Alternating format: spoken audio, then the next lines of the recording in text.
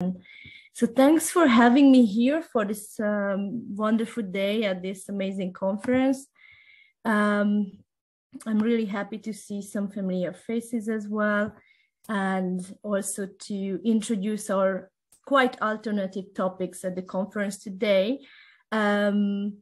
You're gonna see as I go why I'm saying that, mostly because we're not necessarily focusing on climate issues necessarily, but rather on food production and food sovereignty movement in Hungary.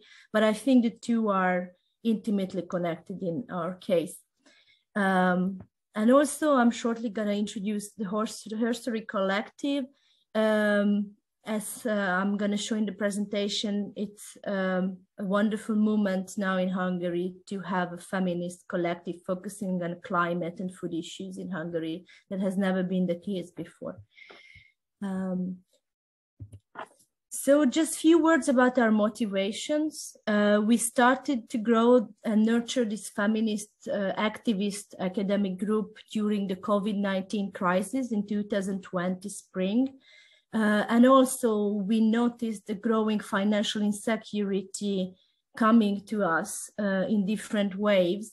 And during COVID, it's just emerged as a huge crisis on the job market. A lot of people, women and families, they were losing their financial incomes, losing their jobs, due to the lockdown and losing this privileged position of tourism in Hungary. For this reason, to bring some changes, at least local, regional level, and mostly focusing on the capital city of Budapest, a Solidarity Action Group emerged with about 29 organizations across the country.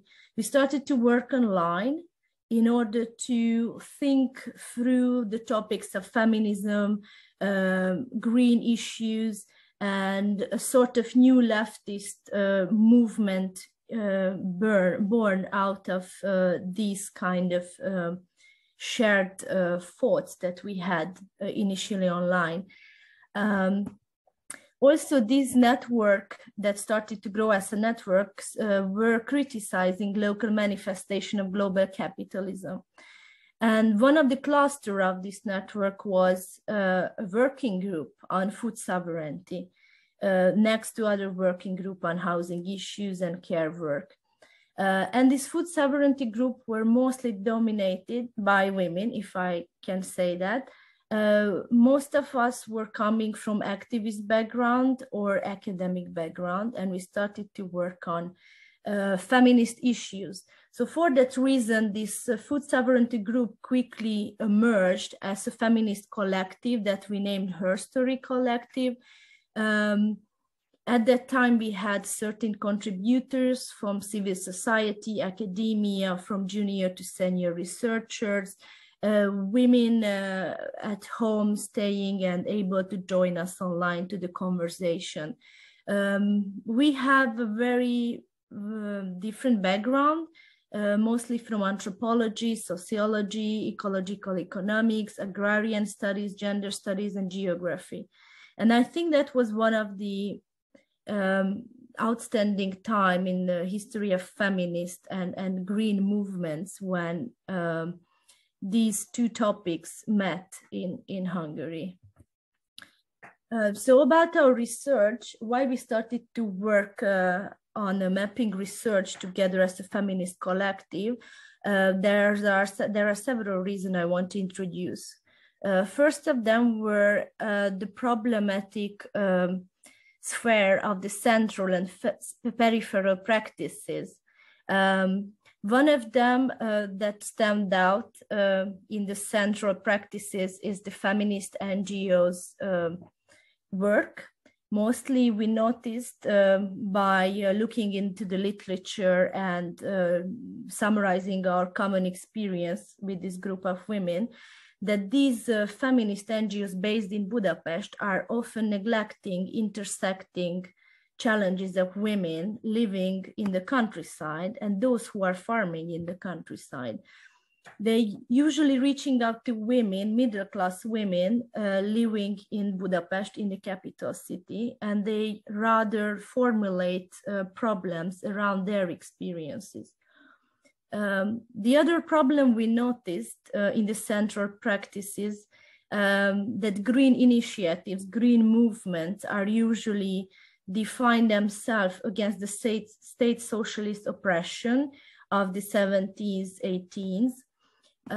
That's why it couldn't be a genuinely green initiatives that paying attention to women's experience. It rather became a highly politicized sphere where mostly men could do politics and they can dominate the discussion around climate change and food production in Hungary. And the other issues we noticed that at the local level, where women actually working and practicing food sovereignty in small communities or in community-supported agricultural networks, their perspective are often neglected because it's very pragmatic, very practice-oriented work that is happening on the ground. So their needs and their care needs and their issues related to their families and their children have never been spoken out in these local networks, or when it happened, it was just very marginal comparing to the major goal of the food system transformation that these communities were looking forward to. So what we have done with this HerStory research group was that, first of all, we looked into the literature and we realized that self-sustainable climate resilient food practices in Eastern European countries are often includes informal ways of producing food, usually in household gardens. Which basically means that a lot of families and women who staying home unemployed, or they just decided to stay home and produce food in their garden, are adapting a way of producing food that is climate resilient, and they can really be sustainable. But the problem here is that these practices are highly under-researched and often regarded as underdeveloped form of food practices. In other words, they are outside of the market structure, therefore, they not interested by local institutions. They not in the interest of researchers to look into it. It's rather as a practice that has a history in Eastern Europe, but we don't regard it as a strong base for climate resilience practices.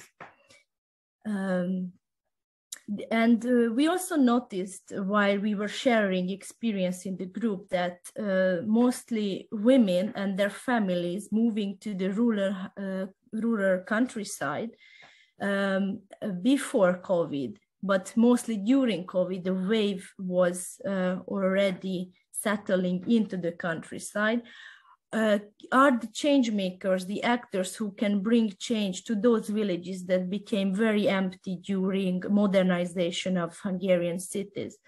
A lot of villages are empty right now in the countryside and unpopulated.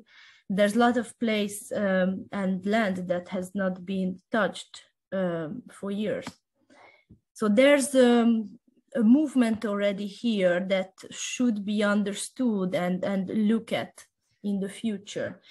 So as a first step, our aim of the research was basically just to look at women's experience, the way how they produce food and they survive in rural Hungary, and make it more visible and understandable for us and for other stakeholders. Our research methodology basically was to map the experience of the research of women. So therefore, the research was done in that way, that we collected 28 semi-structured interviews Mostly, we did interviews with women who were outside of the feminist and green movements, the central movements that I mentioned. And some of them who are still part of the feminist or the green movement, but they were very critical of it at the same time. We analyzed the interviews as a collective process, and during this process, we bond more in the group. Usually we choose 2 or 3 interviews that we could analyze more in depth, and we could learn from each other, as we were a mixed group of academics and activists at the same time. We also had some limitation, of course. We couldn't go beyond the so-called middle class position. And also we still need to reach out to Roma women in the countryside. And a couple of words about our research results. One of the main issues that we noticed in the interviews that was shared by women in the interviews is that the hierarchies in the Green movement, men dominating the movement, they rather choose party politics, and rather those women who move to the countryside, they focusing on developing alternative spaces. They focusing on these local networks by nurturing their families. At the same time, I try to cope with the workload of these alternative places they building. At the same time, they realize they have a hybrid life, while they would like to introduce something vital in the countryside and build more stability close to nature. It's not easy at the same time, because they really would like to have some access to culture. And for that reason, they have to go back to the cities. And also to have more economic stability, they have to find a job in the cities or work online and combine both lifestyle. Here's a quote that says basically that they have to decide, either they give up the job in the city and they start farming, but it requires a lot of time and effort and financial stability to have the means and to rebuild something in the unpopulated countryside. And these women in the countryside face these structural limitations. Why they're experimenting rather than building something stable? It's kind of an experiment at the moment for some of them to build a climate resilient food system. The problem is that they don't get support from the state, from the local state, or from the Hungarian government, and also economic institutions are not supporting them in reaching that goal. There's another quote from one of the interviewers saying that the regime change in Hungary was a great period when there was grace and everybody was open to help each other and look into new things, new initiatives. But by now, because of the privatization of land that's going on since the regime change in 1989, and the land grabbing machinery of the local oligarchy supported by the Hungarian government, the small scale farming became very challenging in the countryside. If somebody is not growing food on their own land or the land tenure, it's really challenging to have a large arable land in Hungary at the moment. And of course, as the quote showing it, it's not easy to talk about these issues. There's a political silencing and intimidation going on at the same time. To close my presentation, I would just mention a couple of points from our plans for the future as a Hungarian eco-feminist collective and research group. We would like to shed more lights on women's positionality, viewing from Hungary, to see their position in the global food system. We have so little knowledge about that at the moment. We also would like to do more research on women's experience in underprivileged region of Hungary, in the countryside where resources are even less than in the region of the capital city. We also would like to involve more non-academic stakeholders in the research process. Those women who are interested to share their stories, we would like to analyze the interviews with them to learn more from each other. And the last but not least, we would like to work with local communities to address women's needs in the future as an activist group and reach out to local governments and NGOs to work with us.